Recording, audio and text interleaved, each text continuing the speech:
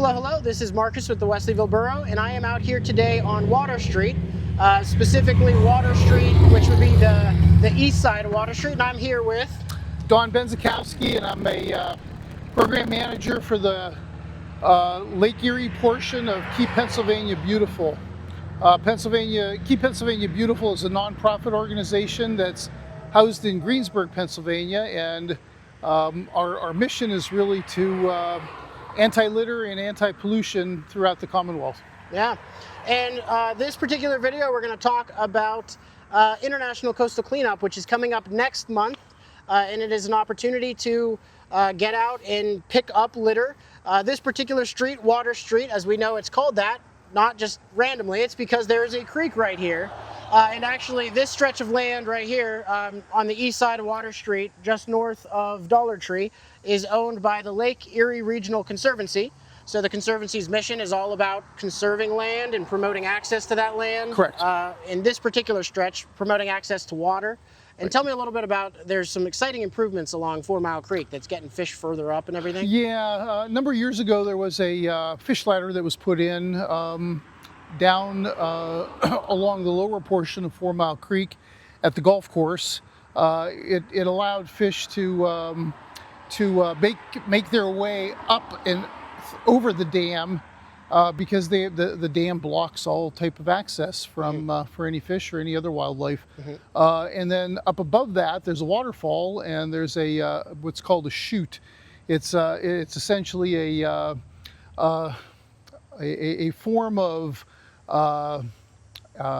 it's a chute, and it's at different levels. So the fish go up 6 inches at a time, way up over the waterfall. It's a long type of structure. But it allows those fish to make their way all the way up 4 Mile Creek. Yeah, and that's very exciting that the fish are able to get up further. But then when we have areas along the creek like this that are just so contaminated with litter, it's just no good. Yeah, there's always impacts to potential impacts to wildlife with any type of litter. Just recently there was a story somewhere out in the western part of the country where a deer was walking around and had a bucket stuck to its head because the bucket had been disposed of. Every once in a while there's bears and raccoons and other types of wildlife that are affected by litter that we kind of don't even hone in on it every day. We see it, but we don't pay attention to it. Yeah. Coastal Cleanup, International Coastal Cleanup gives you an opportunity to really get into these areas and pick up that litter. And then you figure out, it kind of makes you mad because there's no reason for anybody to litter.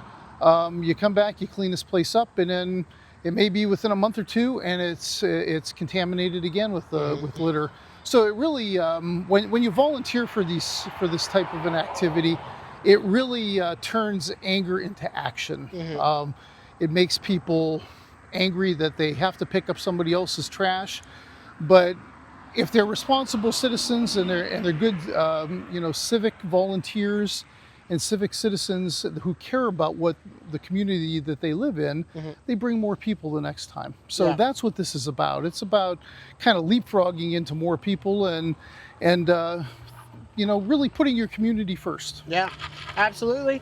Well said there. And now the date is September 20th from 9 until noon, correct? That's correct. 9 until noon, and these are going to be at locations actually all around the county here, but really the one we want to focus on here in the borough, obviously, is right here, our very own 4 Mile Creek. Right here. On the east side of Water Street. So the day of, again, that's September 20th, 9 a.m. It's a Saturday. It's a Saturday, so you can get on out here. Bring a bunch of friends if you can, neighbors, and we will have a bunch of the materials, gloves, bags, hands, the bags like picker-upper things, all that stuff. So make sure to get out here. If you've always driven by, as many of these cars do, this is a very heavily trafficked road, and if you always thought that, hey, this is an underutilized piece of property, you're right, and we're trying to bring it up to its glory here. We need your help. So September 20th, come on out here.